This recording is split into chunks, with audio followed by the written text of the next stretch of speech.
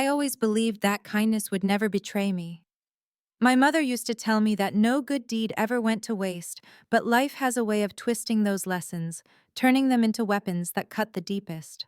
I am a 32-year-old woman, and what I am about to share with you is not just a story about family betrayal and revenge. It is the memory of the day I learned that being true to myself would shatter the illusions others tried to force upon me. That evening was supposed to be the most important one of my life. It was the first time I was to meet my future in-laws, the Prescotts, a family whose wealth and influence extended far beyond anything I had ever known. My fiancé Daniel came from their world of chandeliers, manicured estates, and carefully measured reputations. I came from grease-stained fingernails, a modest home, and long hours running the small auto repair garage my late father had left me. I had spent days preparing for that dinner. I bought a second-hand designer dress, had my hair styled into a neat chignon, and practiced the right polite phrases I was supposed to say when asked about my background. Daniel had begged me to just soften the truth. Not to say I was a mechanic, not to admit I worked with engines and oil-stained rags every day.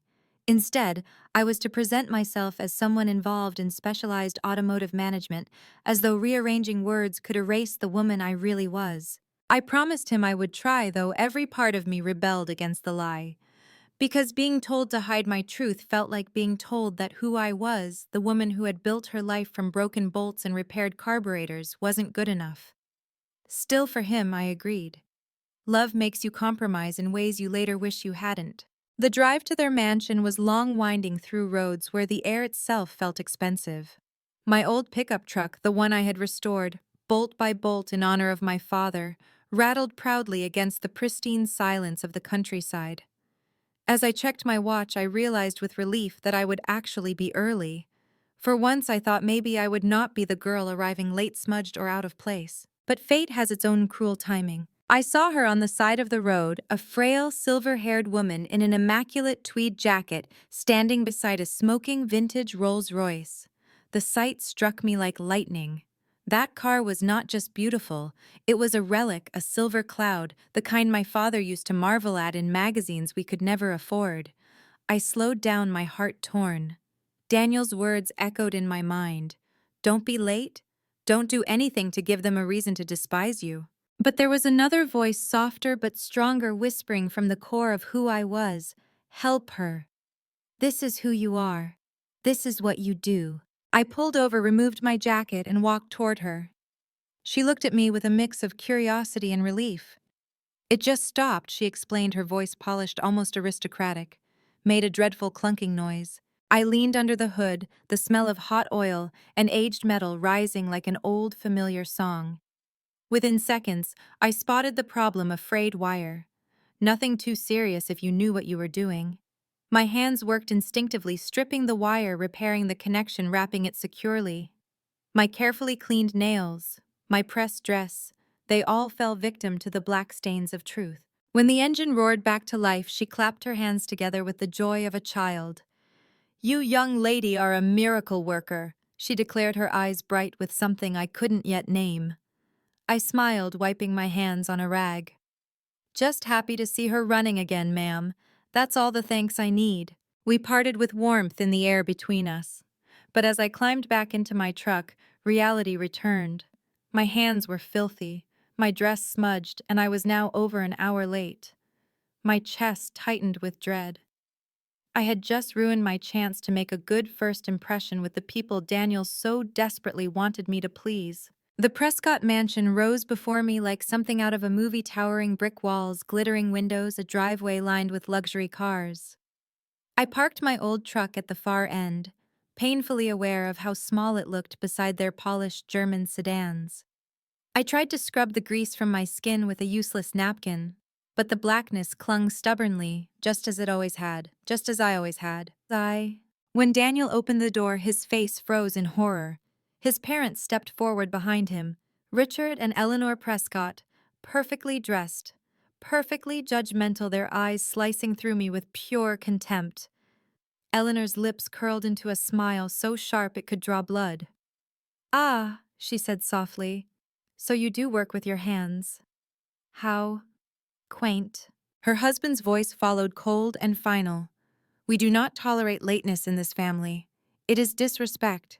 This meeting is over. Their dismissal hit harder than any insult. My carefully rehearsed apology died on my lips. I turned to leave, shame and fury warring in my chest when headlights swept across the driveway.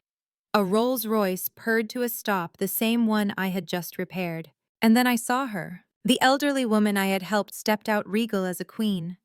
But when Eleanor gasped and whispered, "Mother," the air itself shifted. This wasn't just a stranded stranger. This was Matilda Prescott, the matriarch of the family, their mother, their ruler. She looked at me, then at them, and her voice cut through the silence like a blade. Respect. That is what this young woman has shown me. While you were waiting here to judge her, she was on her knees on the roadside repairing the car your driver abandoned me in. This is not a woman to dismiss. This is a woman of character. I will never forget the way Richard's arrogance faltered, how Eleanor's polished face drained of color, how Daniel's eyes filled with something between relief and awe. And I, grease-stained, trembling, furious, and humbled all at once, stood there realizing that the very act they thought would disgrace me was the act that saved me. Matilda took my arm, a gesture of alliance no one could mistake. "Come with me, my dear," she said warmly. "I believe we have a dinner to attend, at my table." And in that moment, everything turned upside down. I had always wondered what it felt like to step across an invisible line and discover the ground was not a cliff, but a bridge. The threshold of that mansion felt like that cold marble under my shoes, the faint polish of beeswax in the air, chandeliers trembling with tiny pricks of light, as if the stars had come down to watch. My arm rested in the crook of Matilda Prescott's elbow, loyal, steady, unshakable. And the moment our heels crossed the foyer, the house shifted around us like a stage set changing in an instant. This wasn't their kingdom anymore. Somehow softly, it had become ours. A butler materialized from the hush, tall and grave in a black coat, his eyes flicking to my stained fingers and then to Matilda's face. Respect moved through him like current. At her request, he added a place at her right hand, as if the table had been waiting for me all along. I tried to breathe the way I do in an engine bay, when a bolt won't loosen slow, patient, trusting touch over force. But my lungs were full of too many feelings at once, relief, like warm rain fear, prickling like static, and a private, stubborn pride that I could not scrub off even if I tried. I was still the woman who had parked a beat-up truck at the edge of their glittering fleet. I was still the daughter who inherited more problems than money, more grit than grace, and found solace in turning what was broken back into something that hummed. I was also bewilderingly the guest of honor at a table set with bone-white china and silver so heavy it held the weight of history. The contradictions pressed against my ribs. I thought if I opened my mouth too quickly, all those opposites would spill out at once. Dinner did not begin. It unfolded like a trial that already knew its verdict. I sat beside Matilda, and across from me Daniel tried to compose his face into something calm, but his jaw betrayed him. He looked younger than I'd ever seen him, stripped of the confidence he wore like a jacket. He had wanted me to be someone else tonight, and I had almost agreed. Now he was looking at the person I had chosen to be instead, and he didn't know yet if that choice would cost him or save him. His father's knuckles were white against the tablecloth. His mother arranged her expression into porcelain. The silence between their breaths was sharper than knives. The first course arrived like a ceremony, clear soup that smelled like patience and bone steam rising in delicate spirals. I wrapped my hands around the bowl as if it could steady me. Matilda leaned toward me with the ease of a woman who had waited a long time to speak freely. She asked me about the car, and I watched her eyes deepen as I described the frayed wire, the quick repair, the quiet satisfaction that comes when muscle memory becomes grace. We did not talk about resumes or universities or the coded currencies of their world. We talked about the music a straight six makes when you coax it to sing again, about the trust it takes to drive into night with the hood closed and the road open. She asked how I learned.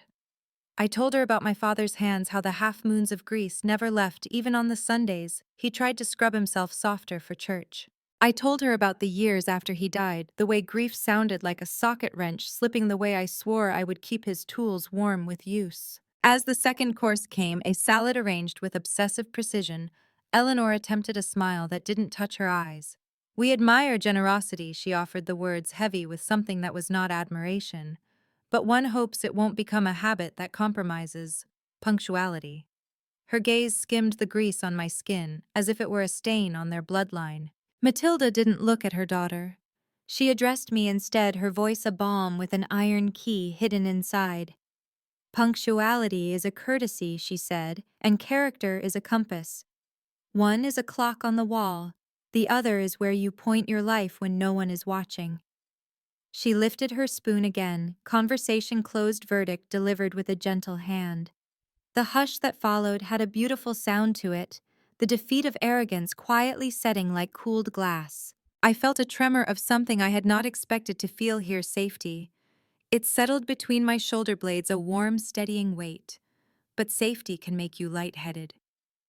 I found myself wanting to fill the quiet with confessions I had been trained not to share in rooms like this. That sometimes I talked to engines as if they were stubborn children who just needed to be seen correctly. That sometimes in the middle of a repair, when my hands are black and my hair's falling out of its tie and my muscles ache, I feel holy. That helping the old woman on the road didn't feel like a choice. It felt like breathing. "Tell me about your garage," Matilda said. Not the expensive lie Daniel had designed, but the truth I carried like a pocket knife. I began hesitantly, then more sure, the rhythm of my days unwinding in my voice, thin margins, loyal customers who paid with gratitude, and sometimes jars of preserves when money was thin. The way late afternoon light made even dented fenders look noble. The single mother whose car I fixed after hours, because getting to the night shift keeps the rent paid. The smell of coffee burnt to tar, the radio shouting weather and baseball. I spoke of the things I built that weren't cars, a reputation for fairness, a sense of home for people who felt condescended to elsewhere, a practice of returning what the world calls ugly back to use. Matilda listened like it was a story about a country she loved once and had not visited in too long. Across the table, Richard made a sound in his throat that wanted to be a laugh and died a coward's death before it reached air. "It's a charming hobby," he said, and the word hobby clinked like a cheap coin tossed to a street performer.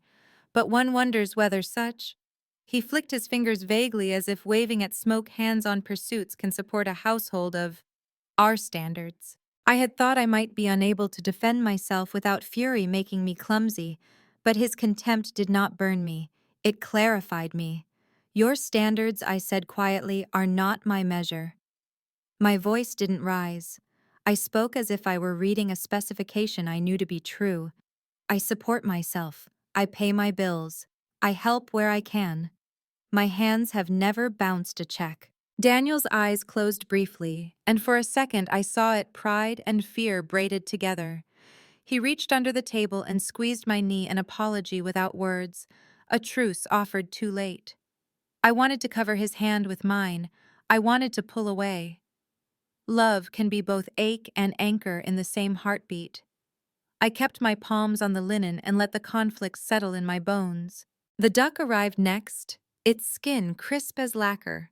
The knives whispered against porcelain. At some point, a storm moved beyond the windows, far enough away that thunder sounded like furniture being shifted in a neighboring room. I felt the approaching pressure in my blood.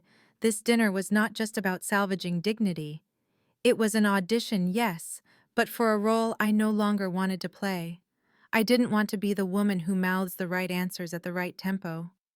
I wanted to be the woman who is trusted with the truth, even if the truth made the room colder. "Do you know," Matilda murmured, as if we were the only two people at the table, "that the first car your future grandfather-in-law rebuilt wasn't for himself? He fixed a farmer's battered truck after a flood. Everyone told him to buy new. He couldn't let the faithful be discarded." She set her fork down. "The collection in the West Garage has been sleeping ever since he died. Cars shouldn't sleep, it ruins them." A current sluiced through me, startling and bright. I pictured a long dark room of patient steel, of curved fenders waiting like shoulders under sheets. I pictured laying my hands on them the way a nurse touches a wrist, gentle and sure, looking for pulse. The idea hit so deep I almost flinched. It looked like a future I did not dare to ask for, one that would stitch my working-class skills to a world that pretended not to need them. A future where the things I loved could stand in the light without being renamed to sound respectable. Richard understood the direction of her thoughts and tried to dam the river with finance speak. He launched into talk of market cycles and liquidity numbers weaponized as prejudice, with better table manners. Eleanor chimed in about provenance and insurance liabilities, about proper oversight. Their argument wasn't about cars. It was about control, the way some people think love is a nicer word for ownership. Matilda let them finish like a patient teacher tolerating a wrong answer recited loudly. Then she turned to me with a look that felt like a vow. "You know where to put your hands," she said. "That is rarer than people think." I wondered then if I had misread this universe. Maybe the cruelty here wasn't ignorance but fear, that if someone outside their tribe could shepherd their treasures back to life, the walls around their worth would show their seams. I felt the old habit surge, the desire to reassure them, to make myself small so they would feel generous. But I was so tired of that choreography. I could not shrink myself again just to fit a frame that had never been built for me. When dessert came, something delicate and overcomplicated, I found it hard to swallow. Sweetness can feel like a lie when your nerves are raw. Daniel cleared his throat and tried again to bridge the gap between us. "She's the best person I know," he said, and his voice cracked on no. "She works harder than anyone, and she doesn't ask for anything she hasn't earned." For a breath-long moment, I could see the boy he had been eager to please, easily shamed, desperate to keep the peace his parents only performed. It softened me. Love does that even when we wish it wouldn't. Eleanor's mouth compressed. "Working hard is admirable," she said, each syllable polished like a stone. "But marriage is not a charity. It is a partnership of equals." She glanced meaningfully at my hands. "And quality of life matters." I felt shame rise quick, hot, ridiculous, and then I set it down like a tool I no longer needed. Quality of life is not the same as quality of character. I said, not looking away. "I can learn your forks. Can you learn my courage?" It was not a taunt. It was the question that had grown inside my chest since I was old enough to understand how rooms like this tried to measure people in dishonest inches. Silence again. But this time, it was not hostile. It was stunned. It was the moment a machine stops rattling, and you realize the fix has taken and the engine is listening for its next instruction. After coffee, Matilda rose slowly. The movement had ceremony in it. She placed a hand on my shoulder, a touch that was both blessing and blueprint. "There are things in this house that have been waiting too long," she said. "Tomorrow, if you're willing, I'll show you the West Garage." She looked at her son-in-law and daughter with a softness that had teeth. "Respect will be observed." Then the warmth returned to her expression, and she turned to me. "I have an old leather coat that is ruined with oil. I kept it. I suppose that says something untidy about me." Her laugh cracked the surface of the room, a beautiful human sound. "Bring clothes you can stain." We left the table. Not as equals. Equality is too clean a word for family, but as something more truthful. People who had seen each other bleed a little and chosen not to look away. In the foyer, while a footman fetched my jacket, Daniel brushed his knuckles against mine. "I'm sorry," he whispered, the apology so thin I could see the fear behind it. "I should have trusted you. I was scared. I wanted to tell him that being afraid isn't a sin. It's just a poor map. I wanted to tell him that if we were to build anything, it had to stand on truth, not forgiveness alone. But the words stuck behind my teeth. My heart was busy listening to the new sound in this house, the sound of doors long sealed deciding to open. When we stepped back onto the porch, the night felt less like a wall and more like a sky. The Rolls-Royce rested at the edge of the drive, dignified as an animal that knows its power and has no need to prove it. My truck waited, loyal and a little dented, the kind of friend who never asks you to pretend. I looked back at the windows blazing with chandelier light, and felt something loosen inside me, a knot I had mistaken for my spine. On the ride home, Daniel kept reaching for words and missing them. The wipers ticked a slow rhythm across the glass. Rain had finally found us soft and steady. I let the quiet stretch. My mind walked ahead into the morning and found a door in the west of the house, and a room full of sleeping steel. It found my hands on cold chrome, my breath blooming in that dim, my voice coaxing stubborn hearts to awaken. In that imagined room, I felt my father at my shoulder, amused, unsurprised. Of course, his memory said. Of course, the thing you love is the thing that will open the locked rooms. Then, as the lights of town came into view, another thought slid out of the dark and laid itself beside my hope, a worry with careful handwriting. People do not surrender power just because you are kind. They smile. They offer tea. They wait. When kindness enters a house built on control, it's welcomed like a guest and studied like a threat. I sensed it already, the way Eleanor's eyes had narrowed not from confusion, but calculation, the way Richard's silence wasn't acceptance, but planning. Revenge doesn't always wear a loud face. Sometimes it lives in paperwork. Sometimes it is a whisper into a lawyer's ear, a call to a banker, the quiet reshuffling of a future. The thought didn't scare me the way it might have once. It sobered me. It told me to keep my receipts and my guard and my softness all at once.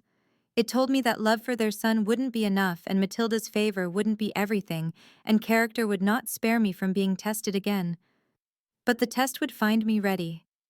I had spent a lifetime preparing for engines that seized for bolts that broke for nights when nothing behaved until I found a gentler angle. When we pulled into my small driveway, the rain had gentled to a mist that made every streetlight halo. I sat with my hands on the wheel, watching the ghost of our breath fade. Daniel touched the back of my neck, a thumb's width of warmth. "Thank you for being you," he said. And it was the first sentence from his mouth that didn't try to move me anywhere but toward myself. I nodded because saying you're welcome felt too small for what the night had required. I kissed him goodnight, like making a promise I intended to keep if he did his part too. Inside, I washed my hands slowly, the water running black, then gray, then clear. The stains on my cuticles stayed halo thin, a reminder that some truths are meant to remain visible. I crawled into bed with my hair still damp, the smell of rain and engine oil feathering my pillow.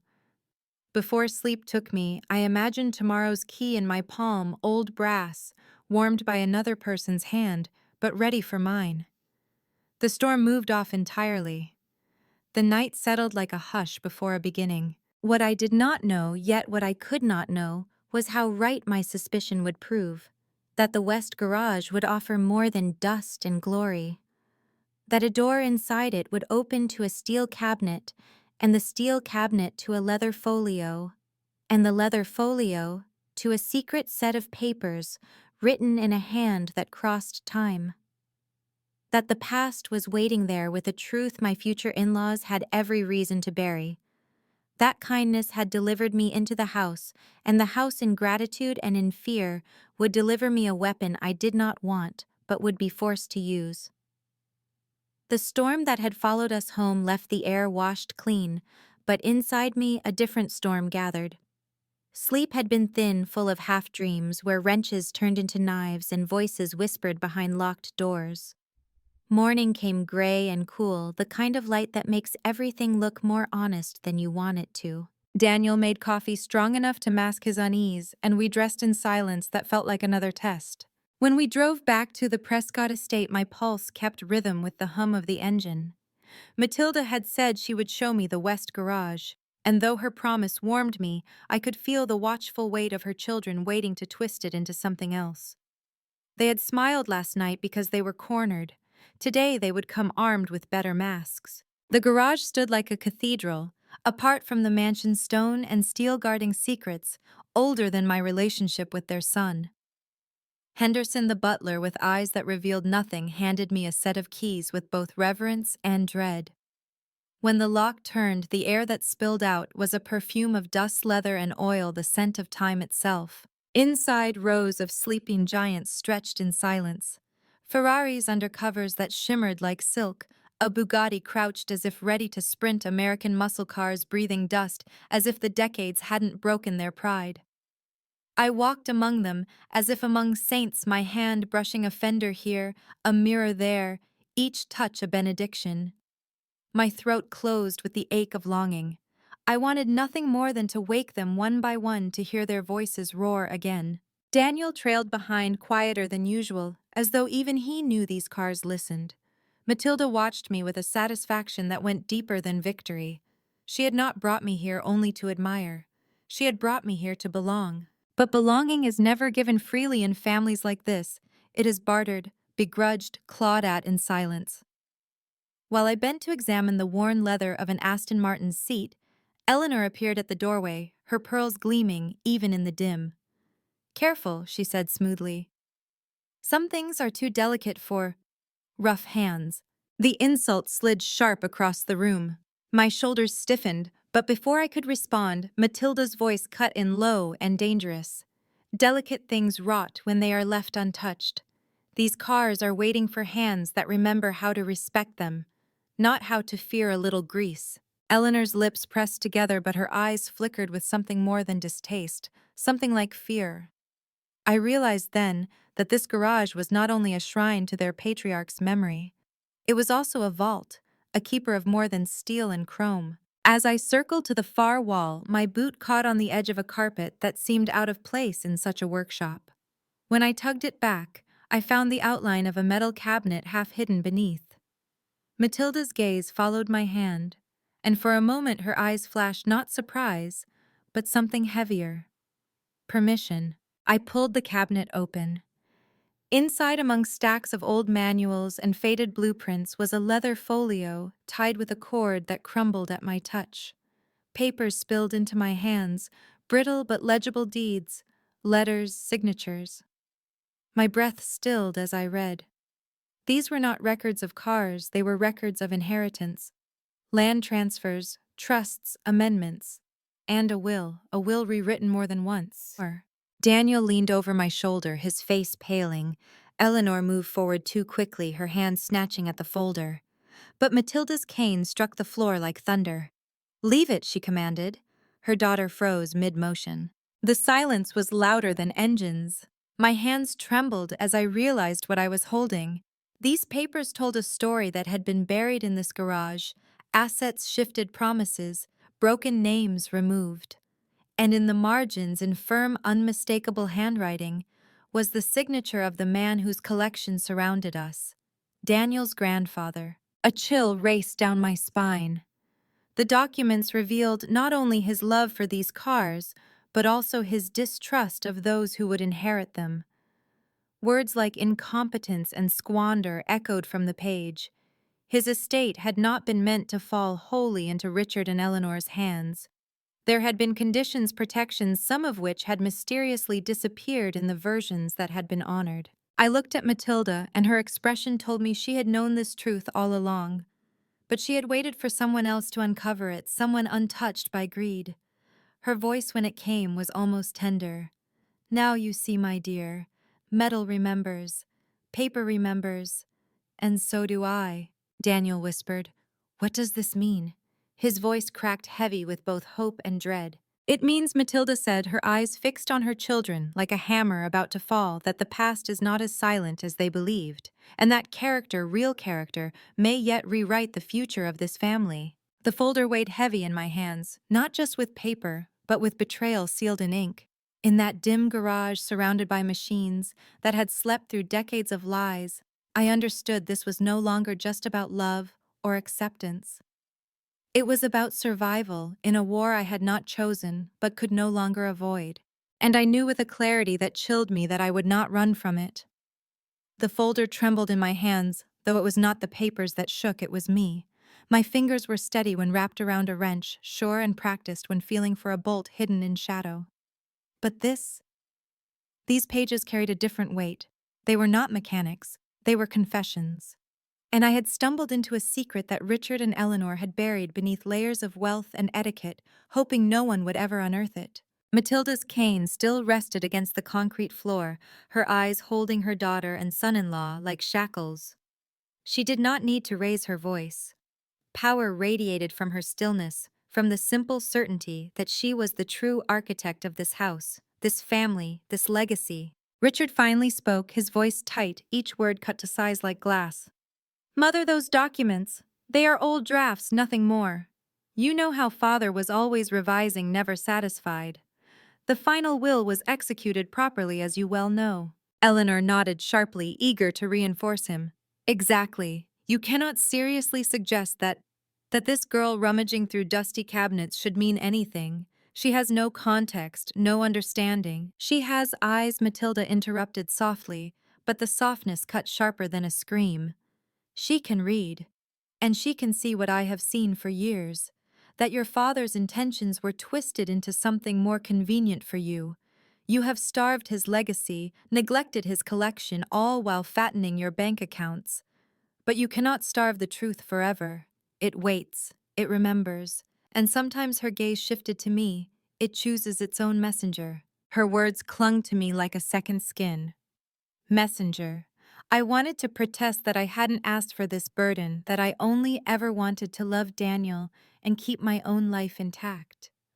But I could feel it, the invisible current, pulling me deeper into the Prescott's labyrinth. This was not chance. This was design. Daniel moved closer to me, his hand brushing the small of my back, as though he sensed how unmoored I felt. "What happens now?" he whispered, his eyes darting between me, the folder, and his parents' tightening faces. What happened was silence. A silence that throbbed, filled with calculations being made behind clenched jaws. Richard's nostrils flared, Eleanor's pearls seemed to choke her throat, and Daniel's breath quickened. Only Matilda stood serene, her chin high, her smile faintly amused, like a queen who had set her pawns in motion long ago and was now merely waiting for checkmate. I turned back to the document, scanning more quickly now. The words swam, but certain lines stabbed into clarity. "The collection shall remain under the stewardship of one who demonstrates skill, respect, and an understanding of its value beyond financial measure. Another provisions are to ensure these assets are preserved, not liquidated, unless the appointed curator deems it necessary." My heart stopped. The will had not named a banker, not Richard, not Eleanor. It had named qualities that fit me, a woman they despised, a mechanic, a daughter of grease and grit. Eleanor lunged forward, then her hand snatching for the folder. Reflex made me pull back, clutching it to my chest like a shield. For a moment we stood inches apart, her perfume of roses and expensive powder clashing with the smell of oil still faint on my clothes. Her eyes were daggers glittering with rage and desperation.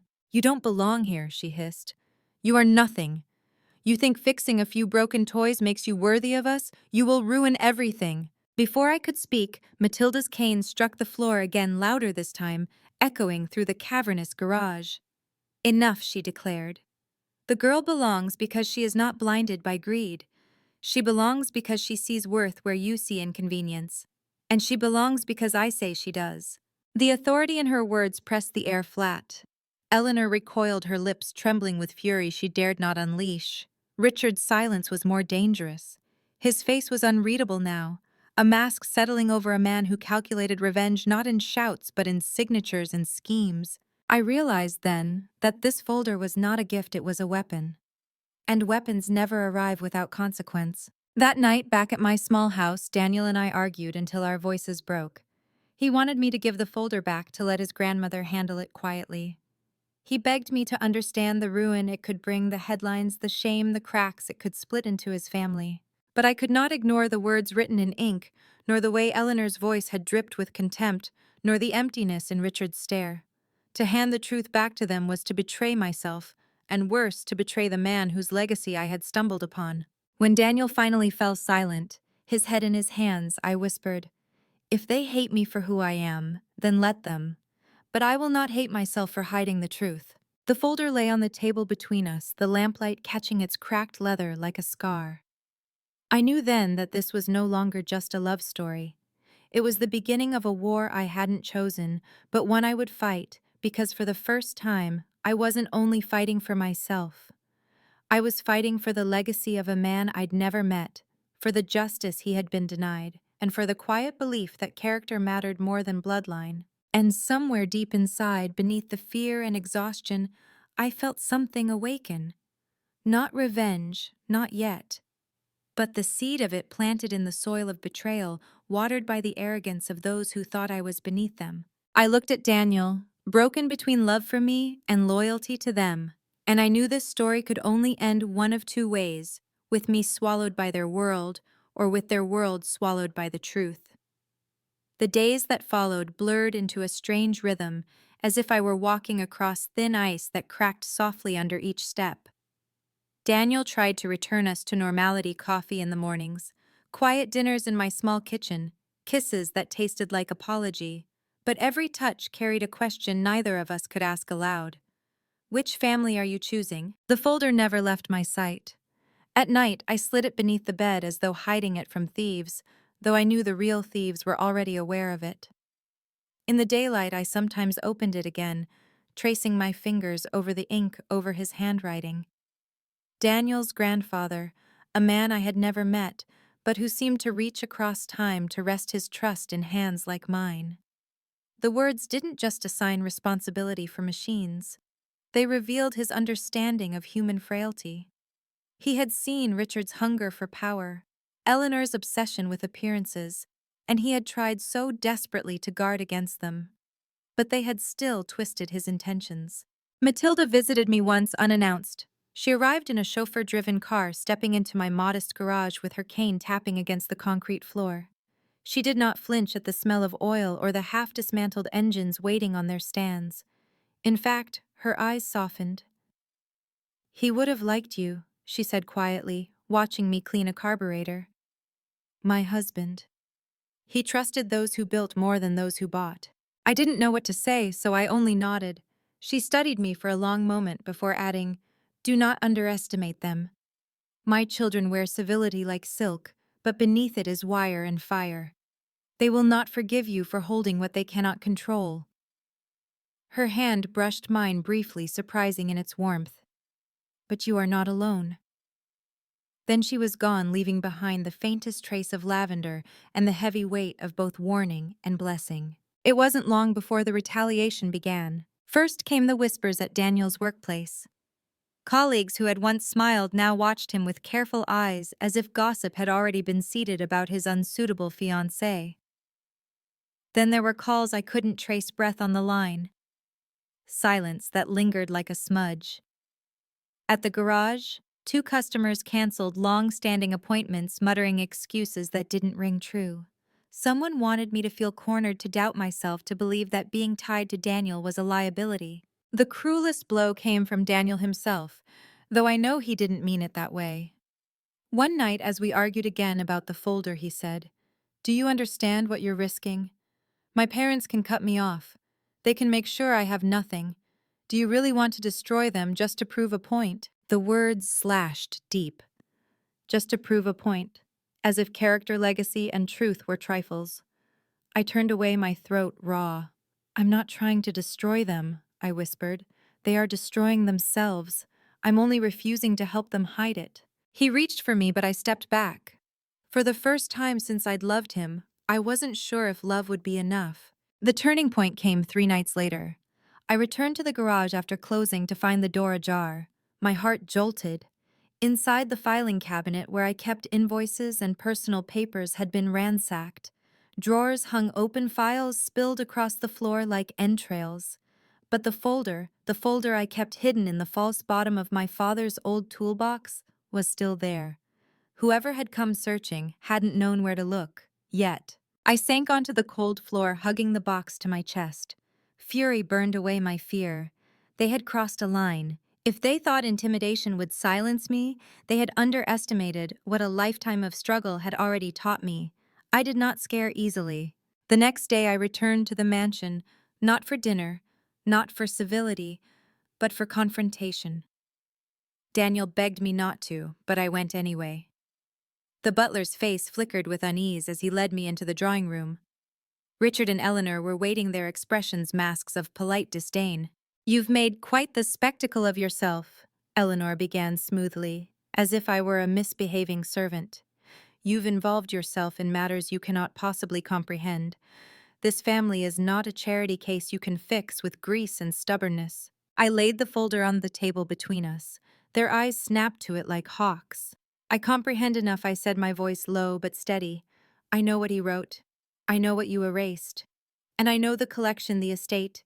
Everything you treat as trophies was meant to be safeguarded by someone who values more than money. Richard leaned forward, his smile thin and venomous.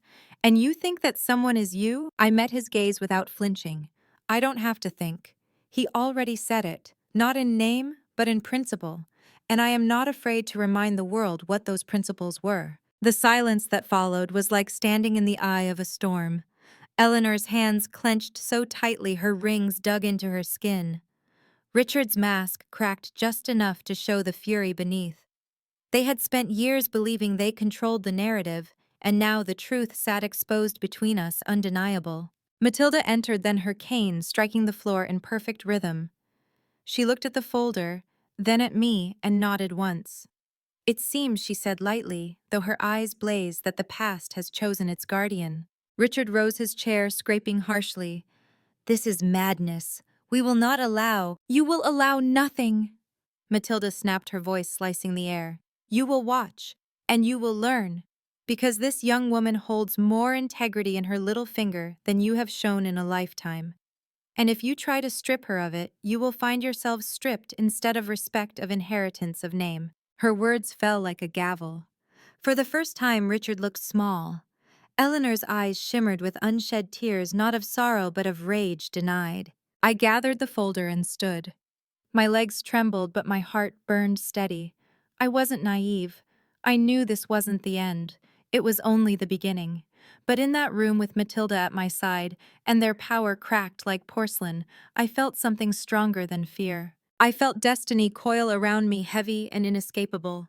They had tried to make me invisible. Instead, they had made me inevitable. I walked out of that room with the folder pressed against my chest like armor, Matilda at my side, and Daniel trailing behind me as though torn between two opposing gravities.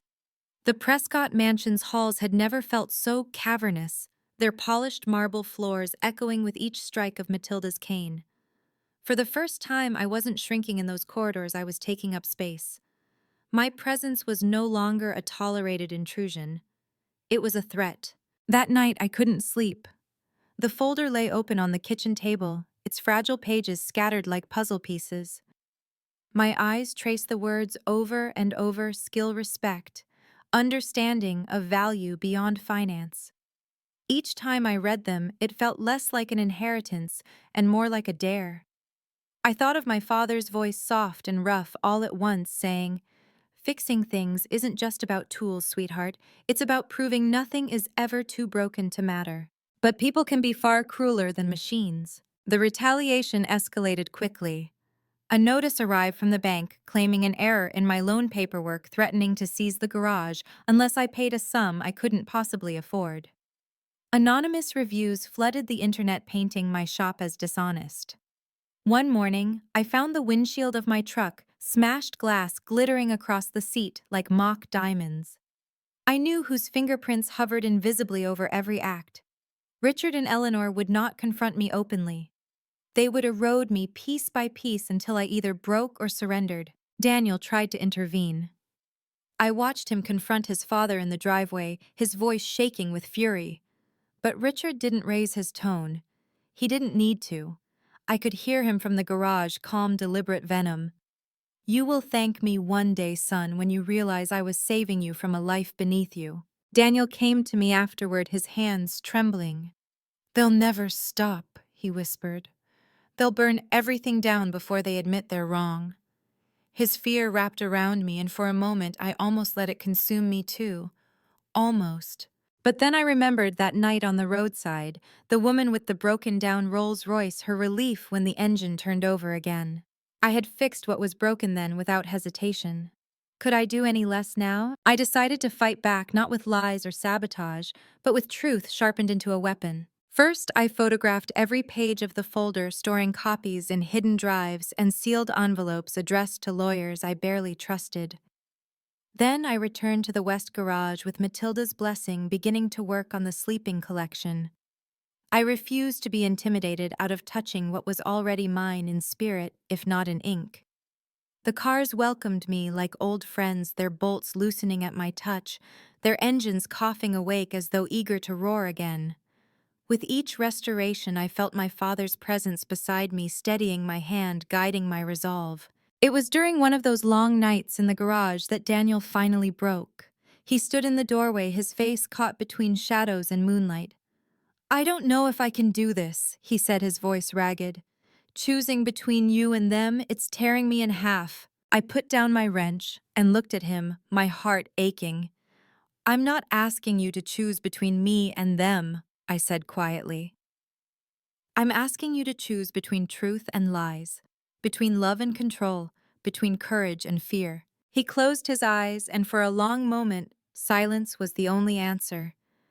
Then he stepped forward and pulled me into his arms, his tears hot against my temple. "Then I choose you," he whispered, "whatever it costs."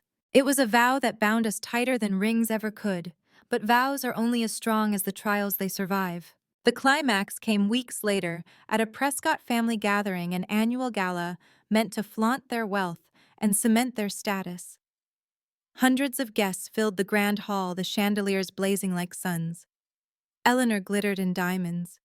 Richard glided through the crowd with calculated grace, and Daniel and I stood at the edge, whispers already chasing us like shadows. Matilda called for silence, her cane tapping the stage. With the authority of a queen, she addressed the crowd. "Tonight, I wish to honor the true spirit of this family, not wealth, not power, but integrity. My late husband valued character above all else, and his will reflected that. But that truth has been hidden, twisted, and betrayed." Gasps rippled as she gestured toward me. My knees nearly buckled, but I walked forward, the folder clutched in my hands. Under the unforgiving blaze of chandeliers, I opened it and began to read aloud. Each line was a blade stripping away Richard and Eleanor's facade. The conditions ignored, the stewardship betrayed, the greed laid bare in ink that no amount of money could erase. The room fell into stunned silence. Richard tried to interrupt, his voice booming with false authority, but Matilda silenced him with a single glare. Eleanor swayed as though the floor itself had betrayed her. And Daniel stood beside me, his hand entwined with mine, his face pale but proud. When I finished, the applause began hesitantly, then swelled until it filled the hall. It wasn't for me alone, it was for truth, for defiance, for the idea that integrity could still triumph in a world poisoned by appearances. That night, Richard and Eleanor's reign ended, not with scandalous headlines, but with the quiet, devastating certainty of social exile. Their peers, once sycophants, now avoided their gaze. Their empire cracked from within. And me, I walked out of that hall with Daniel's hand in mine, and Matilda's smile following us like a blessing. I had entered their world as an intruder. I left it as its rightful heir, not by blood but by character. In the end, revenge hadn't been something I sought. It had been delivered to me wrapped in the pages of a forgotten will sharpened by their own cruelty. Karma had simply asked me to carry it through. And as I drove home that night in a newly restored Jaguar, the engine purring like justice itself, I realized something. We can't choose the families we are born into, but we can choose the legacy we leave behind. Mine would not be measured in diamonds or mansions. It would be measured in the engines I brought back to life, the love I refused to betray, and the courage to stand grease-stained and unashamed in the face of contempt. If my story has touched you, if you believe that truth still matters in a world built on appearances, then please like this video, share it with someone who needs hope, and subscribe so you never miss another story of love, betrayal, and justice. And most of all, leave me a comment below. Would you have walked away or would you have fought? I'll be reading every word.